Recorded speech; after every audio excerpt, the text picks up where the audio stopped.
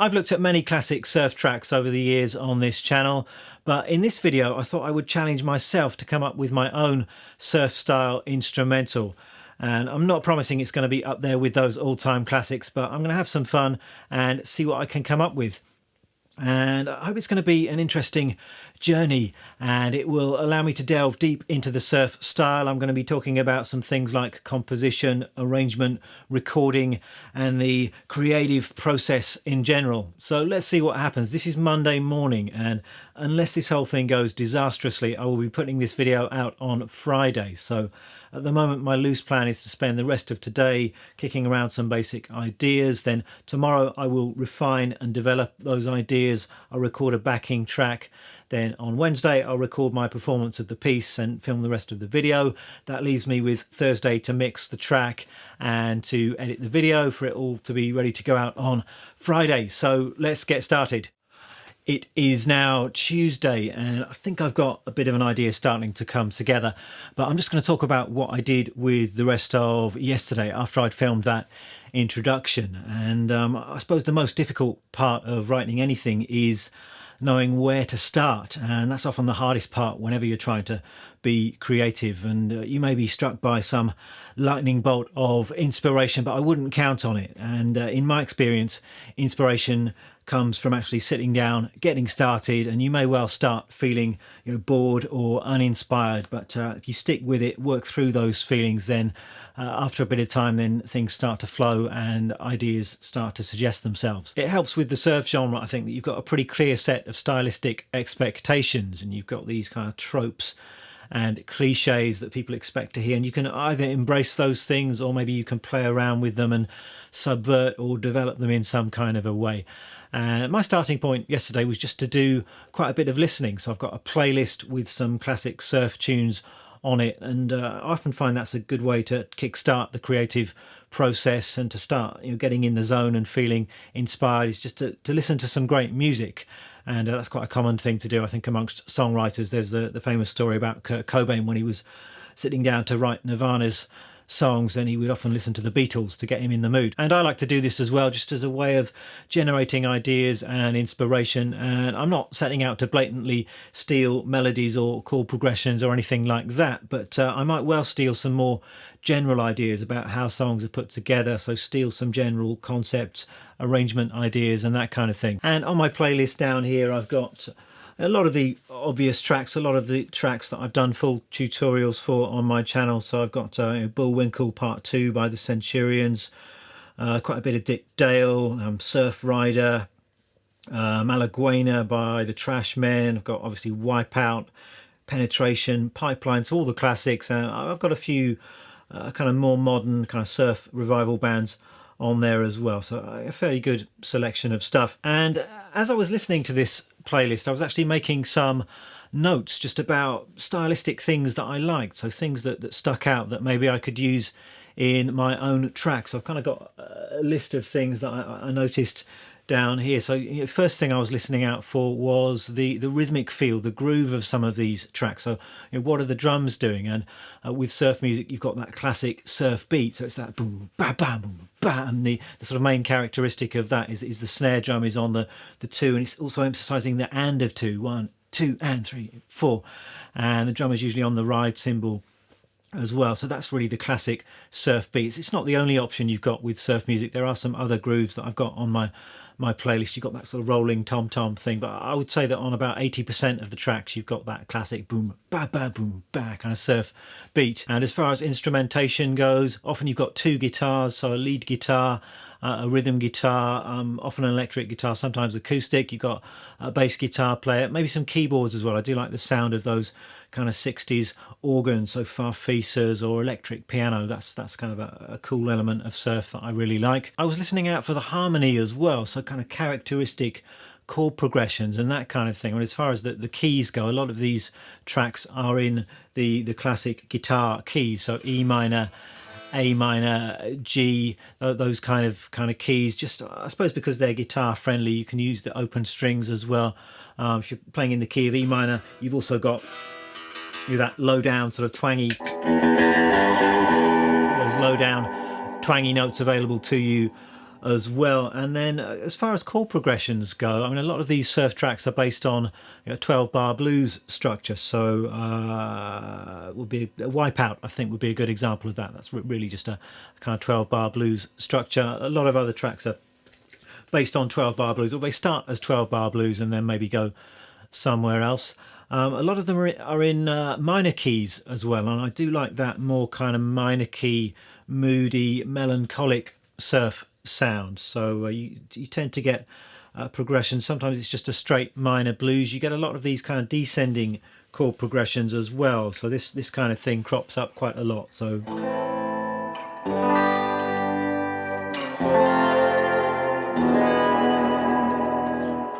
if you're in the key of A minor, starting on A minor, just going down A minor, G, F, and then hitting the dominant chord before you go back to the one chord. Also things like this.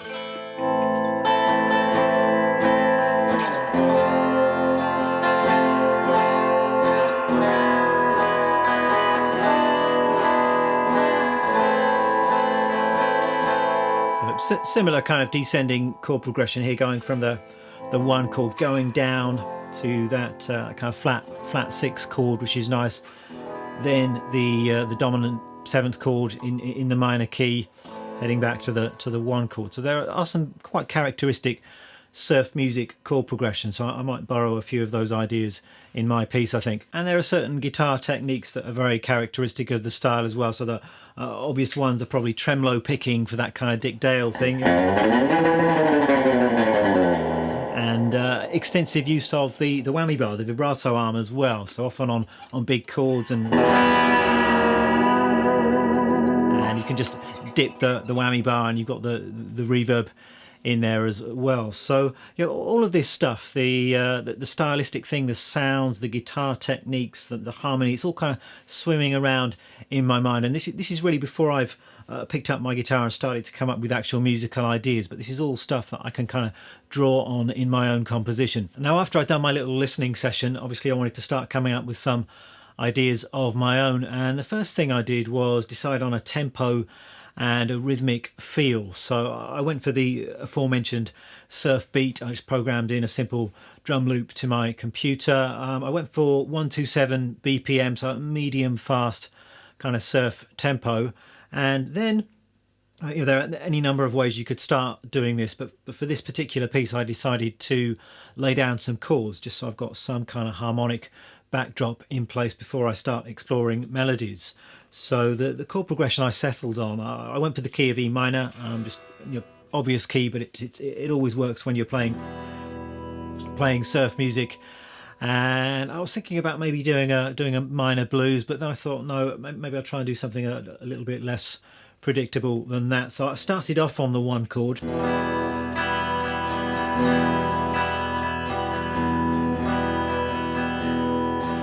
And then rather than go to A minor to the 4 chord, I went to this,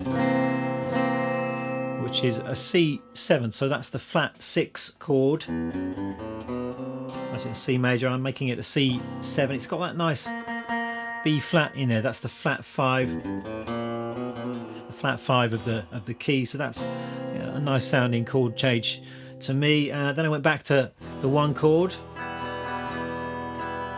Then I decided to go to the 4 chord, so A minor, back to the 1, and then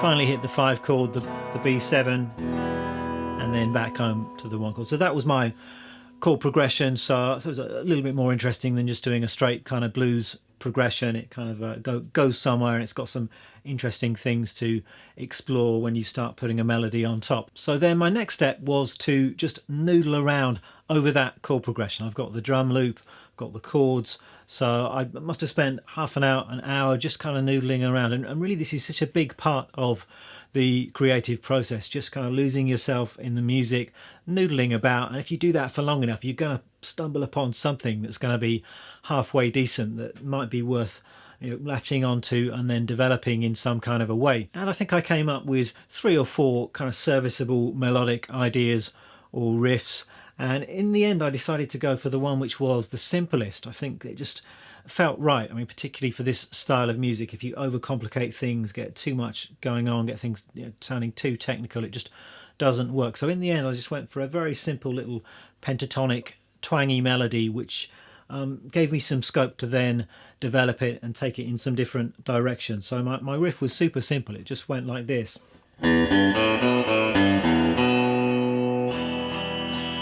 So just a E minor pentatonic melody. And I'm hearing that as coming in on the and of 1, so it's got a little bit of rhythmic interest in there. 2 and 3 and 4 and 1.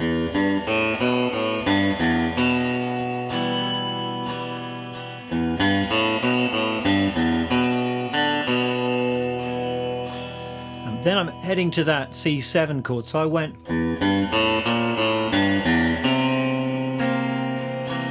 Just altered the melody slightly, throwing in that B flat, that flat 5, which is signalling the change to that C7 chord.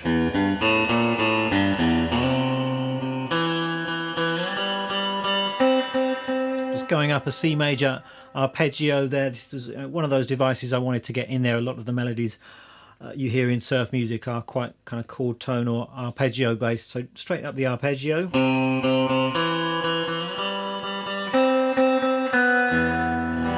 Then back to the 1 chord, landing on the B there, which is the 5th of the 1 chord, so it's another chord tone. And then for kind of the B section of my chord progression, went to the A minor chord. I thought maybe I'd play some thirds, so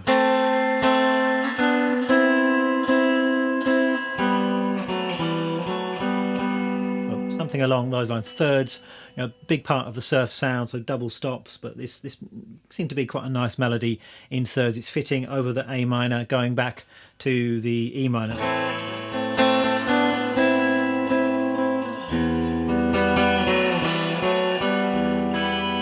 And then the 5 chord.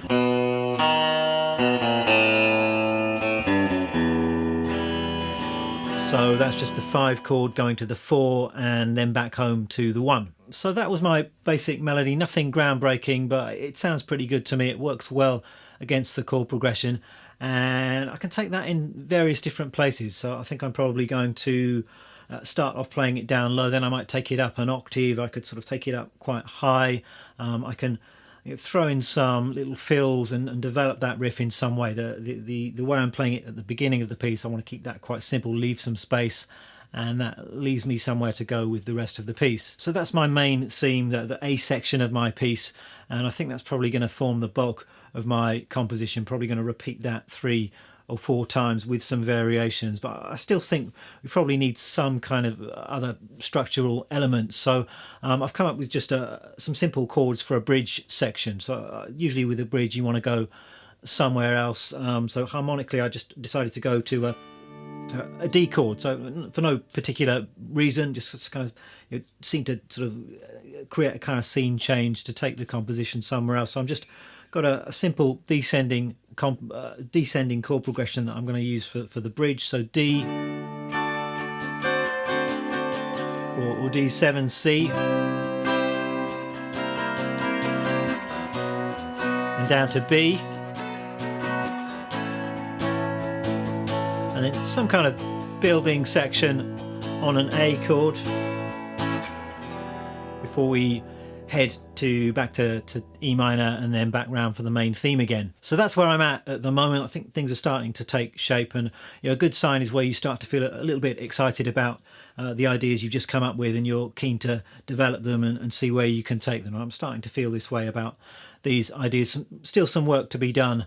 I think I want to develop this a bit more, maybe try in a bit of my own personality as well. Although you're setting out to write a surf tune that's kind of in the tradition of those classic surf tunes, I don't want it to be a straight up pastiche of those kind of things. I want to throw in a bit of my own personality as well if I can.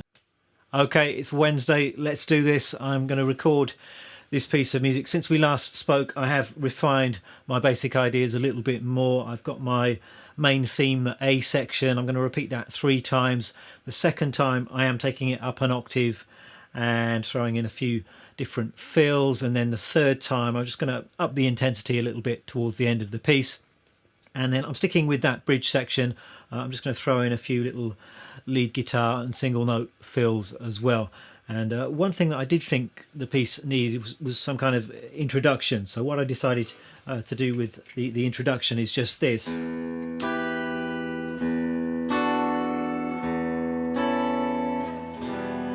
a kind of triad-based thing over an E chord or over an E drone bass note. Just have the triads, E minor, going down to D, going down to A. So that sets up a slightly kind of moody, melancholic vibe for the introduction. Then I'm going to go into my main theme. Now, just before I hit record, I've actually just spent an hour or so getting some sounds together, just doing some test recording. And since I've recorded quite a lot of surf music in the past, it's not too stressful getting a decent surf sound. I know what's involved. I've got some nice gear which can help me achieve the kind of sounds that I've got in mind. So I'm using my Jazz Master. This is a 60s reissue Jazz Master. It's got that nice twang. It's obviously got the vibrato arm on there as well, which is kind of pretty essential for surf music. I'm using my Fender Princeton, just set to quite a bright sound. Reverb is absolutely essential. I mean, the reverb in this amp does sound great, but for surf you kind of want something a bit extra special. So I'm using my Surfy Bear reverb unit, which I've got down here. This is a real spring reverb unit. You've just got a bit more control over the actual reverb sound, which is useful when you're going for those kind of really splashy, kind of drippy surf sounds. So I've got the reverb unit, then a couple of pedals. I've got my J-Rocket Archer overdrive pedal. I like my surf sounds to be a little bit overdriven, not completely clean. And then I've also got a phaser down here. I just thought on the introduction section and in a little interlude section in the middle, I'm just going to turn on the phaser, sort of give it a little bit of a kind of psychedelic edge. It's not sort of strictly speaking in the surf tradition, but I kind of like what that does to the sound in those particular sections of the tune. So I think I'm all set. Let me just get on and play this piece, and then you can see what you think.